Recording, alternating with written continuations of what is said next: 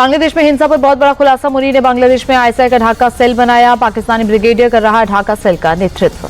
बांग्लादेशी पत्रकार का बहुत बड़ा खुलासा। हिंसा के पीछे ढाका सेल का हाथ। जमात को सत्ता में बिठाना चाहता है ढाका सेल। हर महीने करीब 20 करोड़ टका खर्च कर रहा ढाका सेल। ड्रग तस्करी और नकली नोट से फंड जुटा रहा। बांग्लादेश में हिंदू युवक की हत्या का नया वीडियो आया सामने। फैक्ट्री से खींचकर भीड़ ने दीपू दास को मारा। 18 दिसंबर को हत्या हुई थी। बांग्लादेश में छात्र नेता उस्मान हादी की हत्या को लेकर बवाल जारी। ढाका में इंकलाब मंच के न्याय की मांग की।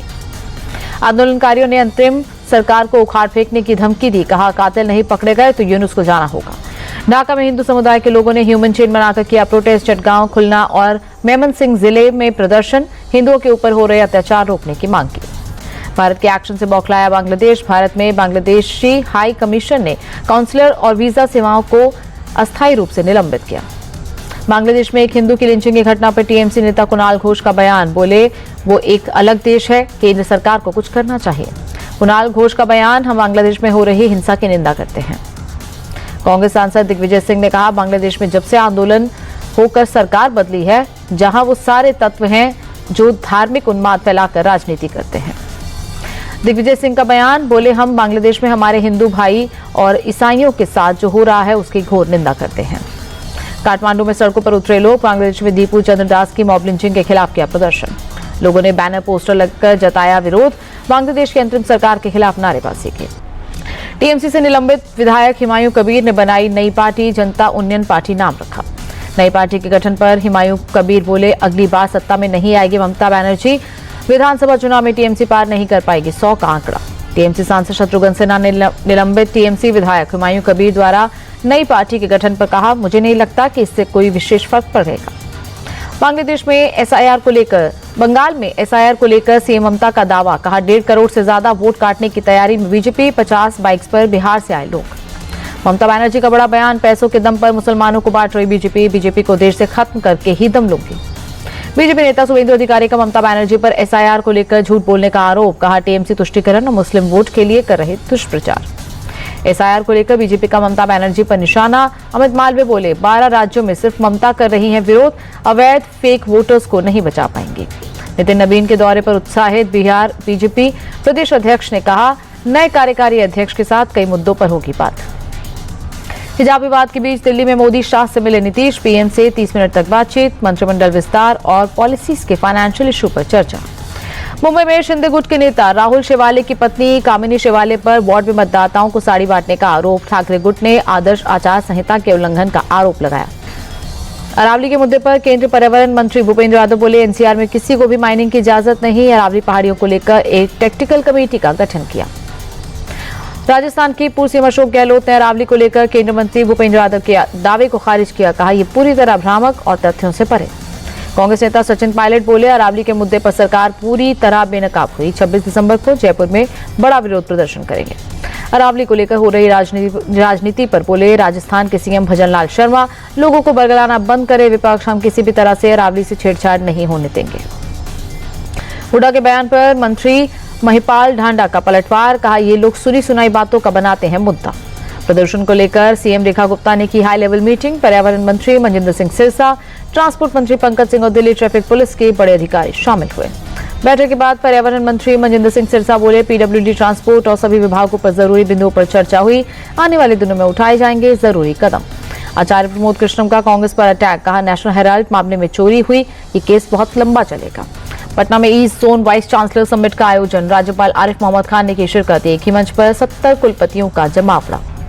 प्रोग्राम में शामिल राज्यपाल ने बांग्लादेश हिंसा पर जताया दुख। कहा अत्याचार के खिलाफ आवाज उठाना जरूरी। जुल्म को किसी भी सूरत में बर्दाश्त नहीं किया जा सकता। नौसेना के बेड़े में शामिल हुआ स्वदेशी anti submarine warfare corvette INS Anjadip. सेना की एंटी सबमरीन कैपेबिलिटीज को मिलेगी मजबूती। कुवैत में भारत और यूएई के जवानों की ज्वाइंट मिलिट्री ड्रिल। रेगिस्तान में आईईडी हमलों से निपटने की हुई तैयारी। एनआईए के डीजी सदानंद दाते की महाराष्ट्र कैडर में वापसी। महाराष्ट्र का डीजीपी बनाने की चर्चा। 1 अप्रैल 2024 को एनआईए चीफ बने थे। जम्मू कश्मीर के अवंतीपुरा में आतंकियों का सहयोगी गिरफ्तार। हथियार और गोला बारूद बरामद। गुजरात के नडियाद में चला प्रशासन का बुलडोजर। 1978 में बनी दुकानों को किया गया जमींदोज। प्रशासन ने व्यापारियों को जारी किया था नोटिस। पंजाब के पटियाला में पूर्व आईजी अमर सिंह चहल ने खुद को मारी गोली, गंभीर हालत में अस्पताल में भर्ती। पुलिस ने मौके से 12 पन्नों का सुसाइड नोट भी बरामद किया। सुसाइड नोट में 8 करोड़ 10 लाख की साइबर ठगी की बात लिखी। पुलिस के मुताबिक पूर्व आईजी को छाती में गोली लगी है, अस्पताल में हुआ ऑपरेशन, पुलिस कर रही मामले की जांच। पंजाब पुलिस की बड़ी कार्रवाई, अमृतसर में 12 किलो हेरोइन बरामद, डीजीपी ने ट्वीट कर जानकारी दी। यूपी के संभल में दिल दहला देने वाला हत्याकांड, पत्नी ने अपने 2 बॉयफ्रेंड के साथ मिलकर पति की बेरहमी से हत्या की। राजधानी दिल्ली में फिर दिखा तेज रफ्तार का कहर, ऑडी कार ने ओखला इलाके में खड़े ट्रक समेत 3 गाड़ियों में मारी टक्कर। दिल्ली में कार और बाइक की टक्कर, एक्सीडेंट के बाद गाड़ी के उड़े पर खच्चे। मुंबई लोकल ट्रेन के महिला कोच में शख्स ने घुसने की कोशिश की, विरोध पर छात्रा को मारा धक्का, गुस्साई भीड़ ने अगले स्टेशन पर पुलिस के हवाले किया। सूरत में फर्नीचर गोदाम में लगी आग, धू धू कर उठी लपटें, आसपास के इलाकों में हड़कंप मचा। आग की वजह से बड़े पैमाने पर नुकसान की आशंका, किसी तरह की जनहानि की खबर नहीं। दमकल की गाड़ियों ने काफी मशक्कत से पाया हालात पर काबू, आग लगने की वजहों की जांच की जा रही। यूपी के महुआ में आदमखोर लक्कड़ बग्घे के पकड़े जाने पर लोगों ने राहत की सांस ली, वन विभाग की टीम ने पकड़ा। गुजरात के मेहसाना में पुलिस ने डिजिटल अरेस्ट किए गए बुजुर्गों को लाखों की ठगी से बचाया, फोन कॉल के दौरान पहुंची पुलिस। यूपी के मुरादाबाद में डिवाइडर से टकराए 2 ट्रक, घने कोहरे के चलते हुआ हादसे में एक शख्स घायल। गणतंत्र दिवस को लेकर जवानों में जोश, दिल्ली में कड़ाके की ठंड के बीच कर्तव्य पथ पर परेड रिहर्सल जारी। राजधानी दिल्ली में प्रदूषण का कहर, ओवरऑल EQI 400 के पार पहुंचा, कोहरे की चादर में छिपा राष्ट्रपति भवन। विनोद नगर इलाके में भी हवा की क्वालिटी खराब, धुंध के चलते गाड़ियों की रफ्तार पर लगा ब्रेक। एम्स इलाके में छाई जहरीली स्मोग की परत, विजिबिलिटी कम होने से लोगों की परेशानी बढ़ी। प्रयागराज में सर्द हवाओं ने बढ़ाई ठिठुरन, तापमान 10 डिग्री के आसपास पहुंचा, सुबह से छाया घना कोहरा। मुरादाबाद में घने कोहरे के चलते लोग परेशान, विजिबिलिटी कम होने से गाड़ियों की रफ्तार पर ब्रेक लगा। वाराणसी में भी शीतलहर का कहर, घना कोहरा छाने से लोग परेशान, गाड़ियों की रफ्तार धीमी। बिहार में शीतलहर का प्रकोप, कोहरे की चादर में लिपटा पटना, धुंध छाने से लोगों का जनजीवन प्रभावित। हरियाणा के भिवानी में सर्दी का प्रकोप, घना कोहरा छाने से विजिबिलिटी कम, लोगों का जनजीवन प्रभावित हुआ। जम्मू कश्मीर में शीतलहर का प्रकोप, श्रीनगर में तापमान में लगातार गिरावट दर्ज। जम्मू कश्मीर के पुंछ में सीजन की पहली बर्फबारी, ऊंची पहाड़ियों पर छाया घना कोहरा। जम्मू कश्मीर के गुलमर्ग में हुई बर्फबारी, बर्फ का मजा लेने पहुंचे पर्यटकों के चेहरे खिले। जम्मू कश्मीर के भद्रवाह के लोगों की पीएम से अपील, स्थानीय लोगों ने सड़क बनवाने की लगाई गुहार, कहा 2 से 3 किलोमीटर पैदल चलना पड़ता है। हिजाब विवाद वाली लेडी डॉक्टर की ज्वाइनिंग डेट बढ़ी, 31 दिसंबर तक ड्यूटी ज्वाइन कर सकती हैं। श्री बांके बिहारी ट्रस्ट विधेयक, गवर्नर की मंजूरी के बाद बना कानून, ट्रस्ट बनने से मंदिर मैनेजमेंट होगा बेहतर, भक्त आसानी से कर पाएंगे दर्शन। बांके बिहारी मंदिर ट्रस्ट बिल पर बीजेपी सांसद मनन मिश्रा बोले, मंदिर की सुरक्षा और मैनेजमेंट के लिए बिल जरूरी, हमें सुनिश्चित करना होगा मंदिर पर जिनकी रोजी रोटी निर्भर, उनका ना हो नुकसान। रानीखेत में मॉर्निंग वॉक पर निकले सीएम धामी, पर्यटकों से मुलाकात की, उत्तराखंड की सुंदरता का आनंद लेने के लिए प्रोत्साहित किया।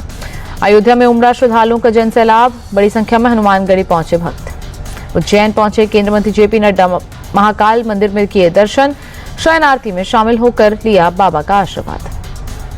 राजस्थान में क्रिसमस और नए साल से पहले बड़ी रौनक, बड़ी संख्या में जैसलमेर पहुंच रहे पर्यटक।